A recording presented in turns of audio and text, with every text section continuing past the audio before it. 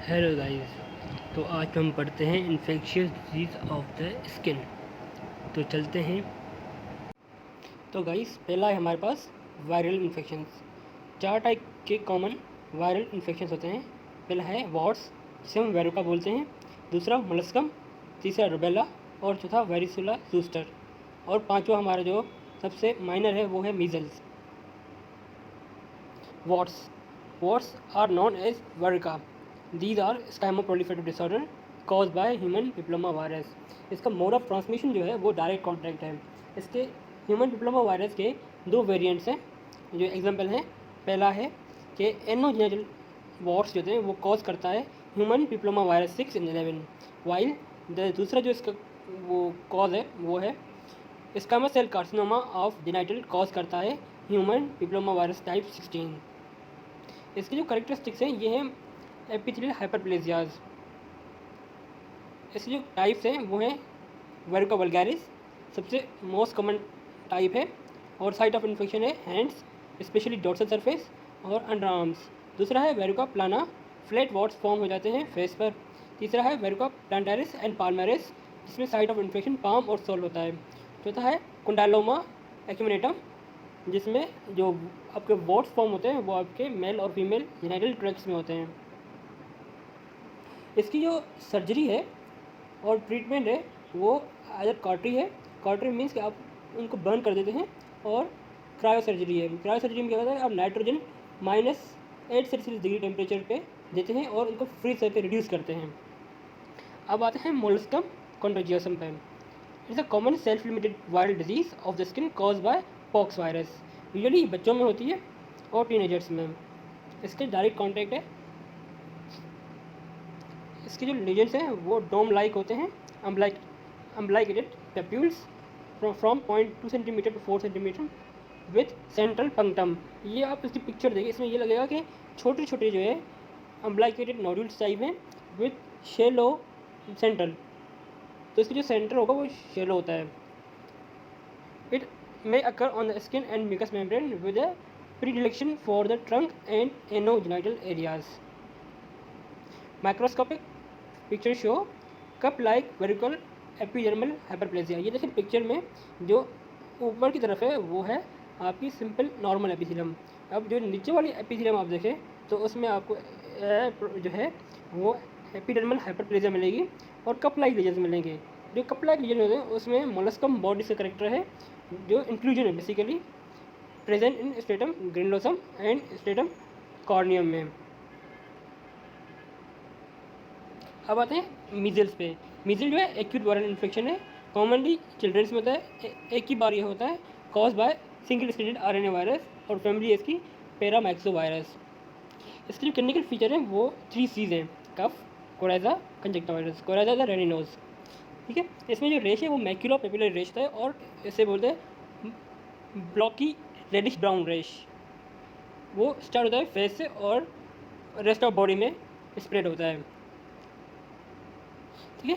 और हमें जो इसके मेन फीचर है जो जिससे डायग्नोसिस करते हैं वो है कपोलिक स्पॉट्स और अल्सरेशन स्पॉट्स ऑफ टॉन्सिल्स में मिलेंगे। ये आपको स्पॉट्स वाइट ग्रेश स्पॉट्स होते हैं और आपके हार्ट प्लेट में मिलेंगे।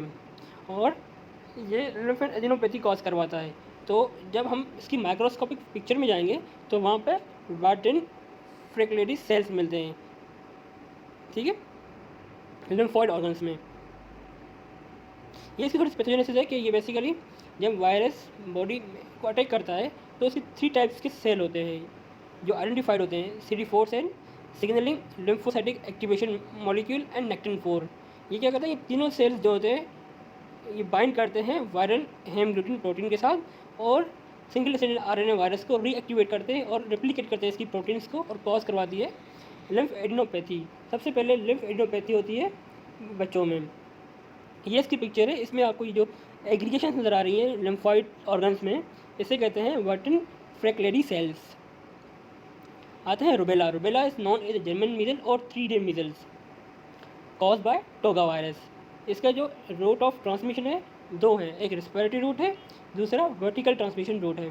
रिस्पिरेटरी रूट थ्रू कफिंग और ड्रॉपलेट्स फ्रॉम नोज और थ्रोट, और जो इसका वर्टिकल ट्रांसमिशन रूट है वो है इन प्रेगनेंसी, जब मदर प्रेग्नेंट हो और वो बेबी को ये डिजीज़ कॉज करवाए और उसका इन्फेक्शन जो है बेबी में आ जाए।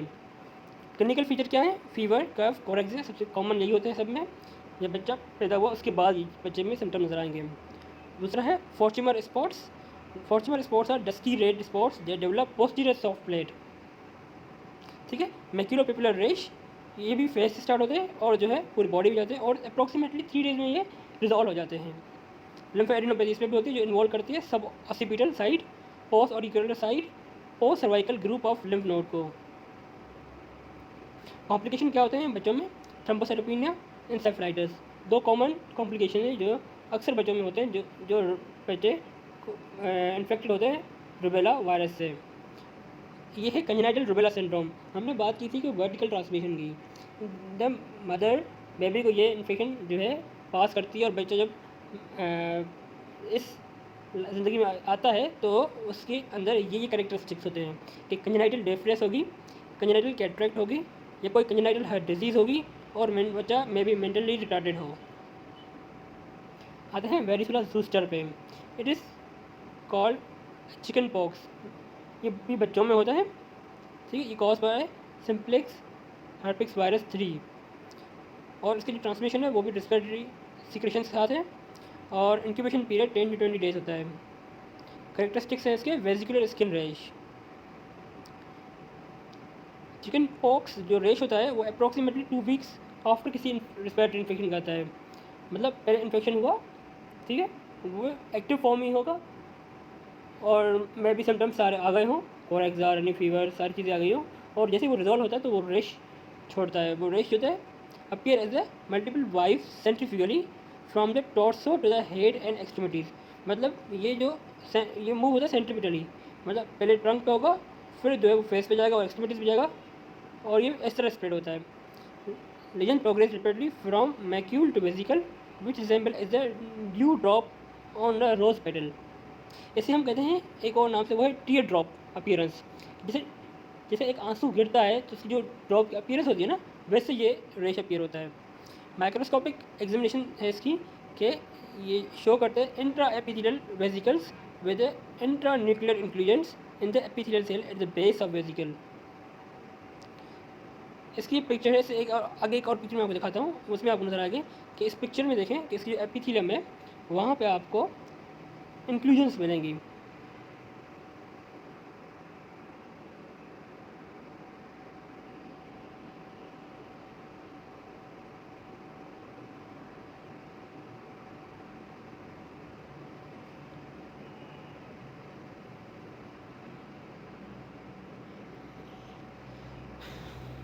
ये देखें इसकी जो आप नीचे आ जाएंगे जो बड़े बड़े राउंड से जो सेल्स हैं, लाइट एक तो ऊपर ब्राइट कलर के, नीचे लाइट कलर के सेल्स आपको एक अक्यूमुलेशन नज़र आएगी, वहाँ पर इंक्लूजन्स हैं सारी।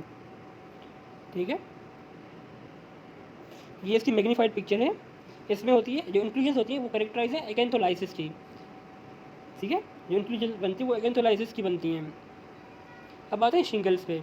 It is a reactivation of latent and dormant varicella zoster virus in dorsal root ganglia that occur in later life. Basically ये होता है कि जब पेशेंट बच्चा जो है रिजॉल्व हो जाती है इसकी चिकन बॉक्स, तो वो वायरस जो है इनएक्टिवेट हो जाता है और डॉर्मेंट हो जाता है आपकी रूट ऑफ गैंग्लियाज में। तो कोई इन्फेक्शन हुआ, री इन्फेक्शन हुआ या किसी रेडिएशन किसी वजह से ये इन्फेक्शन जो है रीएक्टिवेट हो जाता है और कॉज करता है शिंगल्स। और जो चिकन पॉक्स है वो थोड़ा पेनलेस होता है इन्फेक्शन बच्चों में, मगर शिंगल्स जो है पेनफुल इन्फेक्शन है। इसकी क्लिनिकल फीचर आप देख लें, जो है वो कह रहा है यूनिलेटरल रैश होगा और रिस्ट्रिक्ट होगा सेंसरी एरिया पे, जहाँ जिस नर्व्स में ये डॉर्मेंट होता है, स्पेशली थोरेसिक नर्व में, वो ये थोरेसिक रेशेस अपीयर करता है और रेश जो होता है वो पेनफुल होता है। और कभी कभार ये आपकी ऑप्थेल्मिक डिवीजन ऑफ ट्राइजर्मिनल नर्व को भी इन्वॉल्व करता है। अगर उसको इन्वॉल्व करेगा तो ये इन्फेक्शन फेस की तरफ यूनिलेटरली अपीयर होगा, मतलब एक साइड पे अपीयर होगा और जो है ये कॉर्नियल अल्सरेशन करवा सकता है और ब्लाइंडनेस कॉज करवा सकता है। इसके 2 सिंड्रोम है, एक रमसे हंट सिंड्रोम, जब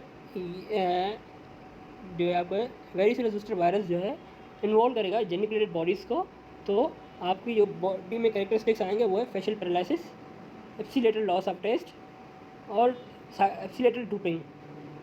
और दूसरा है post herpetic neuralgia. Post herpetic neuralgia ये कि आपकी बॉडी में जो है वो बर्निंग पेन स्टार्ट हो जाता है जहाँ पर, और रेस्ट के साथ साथ, और इसको टाइम लगता है, ये परसिस्ट रहता है 1 to 6 मंथ तक। मतलब ये पेन और बर्निंग पेन भी 6 मंथ तक पेशेंट बर्दाश्त करता है।